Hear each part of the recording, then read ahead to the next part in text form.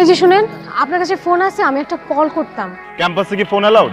সেটা আমি জানি। জিজ্ঞেস করতেছেন কেন তাহলে? জানেন না রুলস এন্ড রেগুলেশন? জানেন না খালি ক্যালকুলেটর আনলে হবে? আমি আসলে ঢাকার বাইরে থেকে পরীক্ষা দিতে আসছি, ভর্তি পরীক্ষা। তো? আমার সাথে আমার মামা ছিল, কিন্তু আমাকে বলছিল যে পরীক্ষা শেষ হলে গেটের সামনে দাঁড়াতে থাকতে, কিন্তু আমি না মামাকে খুঁজে পাচ্ছি না। আমি যে মামাকে একটা ফোন করবো, আমার কাছে ফোনটাও নাই। আমাকে কি ফোন ফ্যাক্সের দোকান মনে হয়? আমি ঠিকানা জানি, কিন্তু আমি না ঢাকা শহর কিচ্ছু চিনি না। গ্রামে গ্রামে পরীক্ষা দিবেন, এখানে কেন পরীক্ষা দিতে আসেন আপনি? শহর না চিনলে? কি ব্যাপার, আপনি কান্না করতেছেন কেন? বলতেছি আপনি না কান্না করুন না প্লিজ। আমি দুষ্টুমি করতেছিলাম, ভুল হয়ে গেছে, সরি। আপনি আসেন। এর জন্য আমি ঢাকা আসতে চাই না। ঢাকার মানুষজন একদম ভালো না, কোনো মায়া নাই, দয়া নাই, নিষ্ঠুর মানুষজন। আপনি কি বামন কইতা?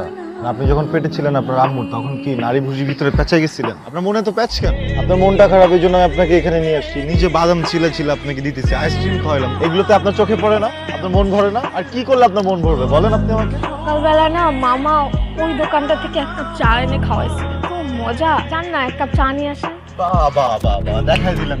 গ্রাম থেকে আসছেন না, একদম পরিচয় দিয়ে দিচ্ছেন। ন্যূনতম ম্যানার নেই। খ্যাত, আমি আপনার জন্য চা নিয়ে আসবো। আপনার কোনো আইডিয়া আছে আপনি কার সাথে কথা বলতেছেন? আপনার কোনো আইডিয়া আছে আমার বংশ সম্পর্কে? আমার গোষ্ঠীতে তো কেউ চা আনে না কারোর জন্য। আমরা সরকার বংশের ছেলে, আমরা কারোর জন্য চা আনি না। লাগবে না আমার চা, খাবো না আমি চা। মন খারাপ করছে মানে? সরি, দুষ্টুমি করতেছিলাম না। মানে এটা সত্য যে আমি একজন খান বাহাদুর মুহিব, এটাও সত্য যে আমি একজন সরকার বংশ, কিন্তু শুধু আপনার জন্য আমি চা এনে খাওয়া। বলতেছিলাম কি, আপনার মামার তো কোনো হদিস টদিস কিছু নাই, বুঝছেন? 3টা বেজে গেছে। তার বাসা কই? বললাম তো আজিমপুর। আচ্ছা, আজিমপুর তো এইখানে, এত তো টেনশন করার কিছু নাই। আমার কাছে আজিমপুর যা, আব্দুল্লাহপুর ওটা, গুলশান ওটা, কারণ আমি কিছুই চিনি না। আপনি যদি চান আমি কিন্তু আপনাকে লিফট দিতে পারি, মানে বাসা পর্যন্ত পৌঁছে দিতে পারি। এইভাবে তাকান না, আমার কোনো পার্সোনাল ইন্টারেস্ট নাই, আমি তো আর হারাই নাই। আমার বাসা মোহাম্মদপুরে, আমার তো আজিমপুরে যাওয়ারও দরকার নেই। আমি আপনাকে 5 মিনিট সময় দিই, আপনি 5 মিনিট একটু ভেবে বলেন। এই রিকশা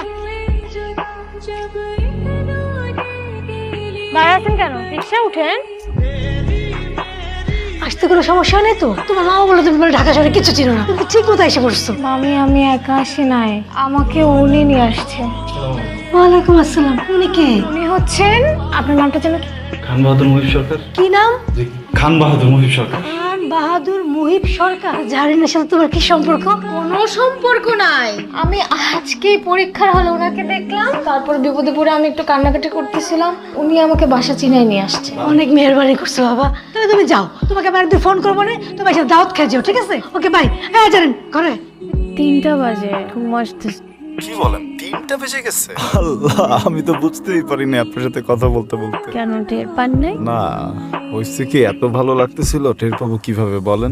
এত ভালো লাগা আমার ঠিক না। শোনেন না, আপনি কিন্তু চাইলে আমার সাথে খারাপ করে কথা বলতে পারেন, সমস্যা নেই। আমি খারাপ করে কথা বলতে পারি না, তাছাড়া আমার কালকে সকালে ক্লাস আছে। ক্লাস শেষ করে তারপরে ক্লাসের পর কি বাসায় আড্ডা দেন না? আড্ডা দেওয়ার মতো আমার ওরকম কোনো ফ্রেন্ডই নাই। আমরা কিন্তু ফ্রেন্ড হতে পারি। আচ্ছা জান, চাইলাম। তাহলে তো আমার সাথে 1 কাপ চা খেতেই পারবেন, তাই না? আমি নির্দেশী ব্রিটিশদের সাথে চা খাই না। কি ব্যাপার, রাগ করছেন? রাগ করাটাই তো স্বাভাবিক। শুধু রাগ করি নাই, মনে মনে ভাবতেছি যে বাঙালিরা এত নিষ্ঠুর কিভাবে হয়। কাল যদি ফ্রি থাকেন তাহলে চায়ের দোকানে চলে আসবেন, ক্লাস শেষ করে চলে আসবেন। কাপ 2টা। কাঁদ দেবো না, কাঁদতে কি করবে? এত টেনশন করো কেন? আমি কবানে তোমারে পরে, তুমি দাও না।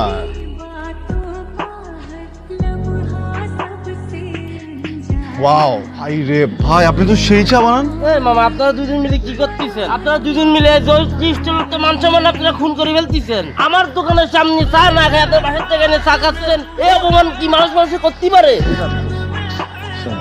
চালি পরে ভাই, যতক্ষণ ইচ্ছে এখান থেকে বসে পয়সা যুক্তি পরামর্শ করেন, কোনো সমস্যা হবে না। আপনি ওনাকে কি এমন কথা বলছেন যে উনি এরকম খুশি হয়ে গেছে? মানে আমি ওকে বলছি কি যে ওইখানে যে আপুটা বসে আছে না, সে কিন্তু আসলে আপু না, ও কিন্তু তোমার মামি। ও তো আমাকে মামা ডাকে। আমি বলছি যে ওর সাথে আমার বিয়ে হবে কিছুদিন পরে। আপনাকে একটা কথা শেয়ার করি। হ্যাঁ, আপনার সাথে আড্ডা দিতে প্রচন্ড ভালো লাগে আমার। আপনি যদি ওনাকে যা বলছেন এটা সত্যি সত্যি যদি আপনি এরকম কিছু মিন করে থাকেন, তাহলে এটা ভুলে যান। কারণ আমার বয়ফ্রেন্ড আছে, আমরা শীঘ্রই বিয়ে করব। আমার ইউনিভার্সিটিতে অ্যাডমিশন হওয়ার পরে আমরা বিয়ে করব। আপনি সিরিয়াসলি নিয়ে নিয়েছেন ব্যাপারটা? আরে আমার তো নিজেরও গার্লফ্রেন্ড আছে। আমার গার্লফ্রেন্ড অনেক সুন্দর, আমার কাছাকাছি নম্বর।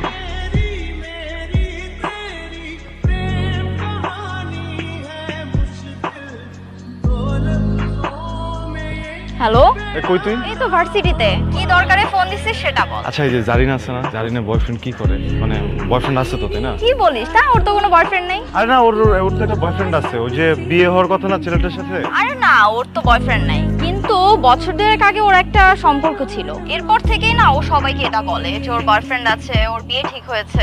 আচ্ছা তুই আমাকে বল ওকে কি বলতে হবে। তোর কিচ্ছু করতে হবে না, যা করার আমি করতেছি। তাই মানে কি? কিসের মানে কি? না, আপনার সাথে দেখা করতে আসলাম আর আপনার বিচারও করতে আসছি। আপনি আমাকে মিথ্যা কথা বলছেন কেন? সুস্মিতা আমাকে সবকিছু বলে দিচ্ছে। প্রেম করতেন তাই না? ছেলেটা কষ্ট দিচ্ছে তাই না? কিন্তু আমি তো আপনাকে কষ্ট দিতে আসিনি। আমার তো আপনার জন্য অনেক মায়া কাজ করে। কালকে না বললেন আপনার গার্লফ্রেন্ড আছে, আজকে বলতেছেন আমার জন্য মায়া হয়। ওইটা তো আমি মান সম্মান বাঁচানোর জন্য বলছি। শোনেন, মানে আমি কি একটা হ্যান্ডসাম ছিল না? আমি যখন আপনাকে মনের কথা বলতে গেছি আর আপনি যখন সাথে সাথে আমাকে বললেন যে আপনার বয়ফ্রেন্ড আছে, আমি কি করবো? আমি তো টেনশনে পড়ে গেছি, আমার মন খারাপ হচ্ছে না? আচ্ছা শোনেন, আপনিও কিন্তু কম না। আপনার চোখে যে এটা শোনার পরে পানি টলটল করতেছিল, এটা আমি দেখে ফেলছি, বুঝছেন? এখন স্বীকার করেন। আর কিছু বলবেন? আমি জানি যে এটা আপনার লাইফ, কিন্তু আপনাকে কিন্তু পছন্দ করার অধিকার আমার আছে, বুঝছেন?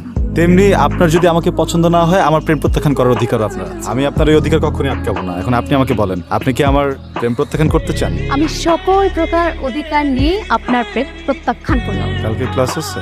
না নাই। তাহলে আপনাকে একটা সুযোগ দিই। কালকে সন্ধ্যা 6টায় আমার দোকানে আপনার অপেক্ষা করবো। আপনি যদি আমার প্রেমে রাজি থাকেন তাহলে একটা লাল শাড়ি পরে চলে আসেন। যদি রাজি না থাকেন তাহলে আসতে হবে না। আপনি করেন অপেক্ষা, আমি এসবের মধ্যে নাই। 7:15 বাজে 7:30 পর্যন্ত দেখবো। এরপর যদি না আসে এখান থেকে তো যাবো ওই মামার দোকানে আর কখনো আসবো না।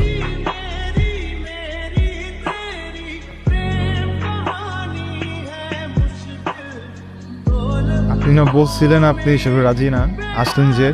আসলাম, ভাবলাম সরকার বংশের একটা ছেলে এইভাবে একা একা অপেক্ষা করবে, চিন্তা করলাম এটা সঙ্গ দিয়ে। সারা জীবন কিন্তু সঙ্গ দিতে হবে, বুঝছেন? আমি একা একা ওয়েট করবো সবসময়। সিনেমা ডায়লগ দেবেন না তো, আমার এসব পছন্দ না। আমার প্রেম কি আপনার কাছে সিনেমা ডায়লগ মনে হয়? এটা তো ঠিক না জানেন।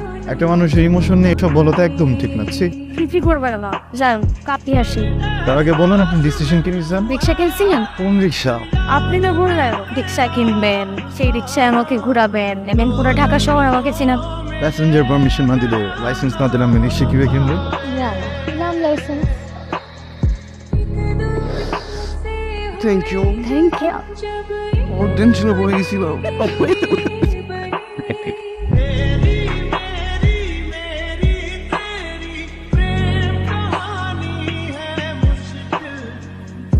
আমি একটা এলিট চায়ের দোকান দিব, ওটার নাম দিব হচ্ছে চায়ের বাড়ি। এটা কিন্তু ঠিক না।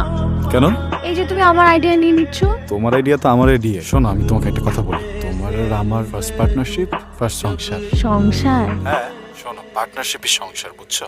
আর এটাতে সব ম্যানেজমেন্ট আমি দেখবো। আর নতুন নতুন যত রেসিপি আছে না, সব চার রেসিপি তুমি দিবা। যেখানে যত প্রেমিক আছে আমরা সবগুলো প্রেমিককে এখানে এসে বসে থাকতে দিব, ওদেরকে আমরা প্রেম করতে দিব, ওদেরকে আমরা একদম বলবো না যে উঠে যায়। তাহলে এত কিছু চিন্তা করা হয়ে গেছে না? মা ফোন দিচ্ছে, এই শোনো না, একটু লাইনে থাকো তো। মা ফোন দিচ্ছে, একটু ধরো। হ্যালো আম্মু। আঙ্কেলের কি অবস্থা? আমাকে কিছু বলে মায়ে, শুধু বলছো বাড়িতে তাড়াতাড়ি চলে আসতে, শরীরটা নাকি খুব খারাপ। টেনশন করো না, সব ঠিক হয়ে যাবে। আমার নরের টেনশন হচ্ছে, আমার শরীরটা বেশি ভালো না। কবে ফিরবা? আমি যাই, পরীক্ষা তো শেষ, কদিন ছুটি, ভাবতেছি কিছুদিন ঘুরে আসবো।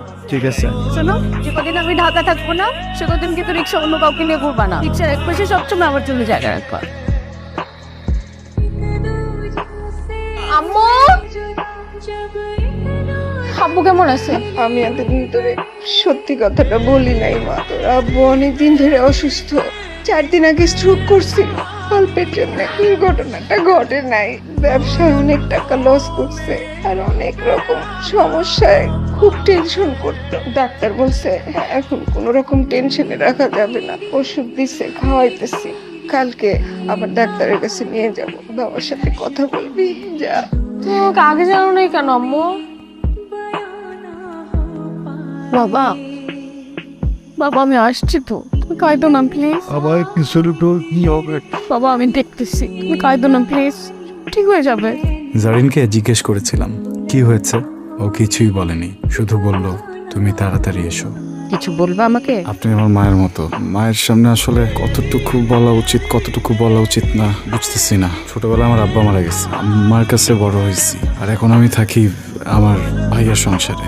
আমি যদি আমার ভাইয়ের সংসার থেকে এখন বের হই, পরের মুহূর্তে আসলে আমি কই যাব, কি করব আমার জানা নাই। কিন্তু আমি এটা জানি, আমি জারিনকে অনেক ভালোবাসি। এই মুহূর্তে জারিনকে বিয়ে করতে পারবে না? মানে তোমার বাড়ি থেকে কাউকে দিয়ে প্রস্তাব পাঠাতে পারবে? আন্টি, একটা ফ্যামিলি থেকে একটা মেয়েকে বিয়ে করে নিতে একটা যোগ্যতার ব্যাপার আছে। আমি এখন অতটুকু যোগ্য না। আমি তো আমার পরিবারকে চিনি।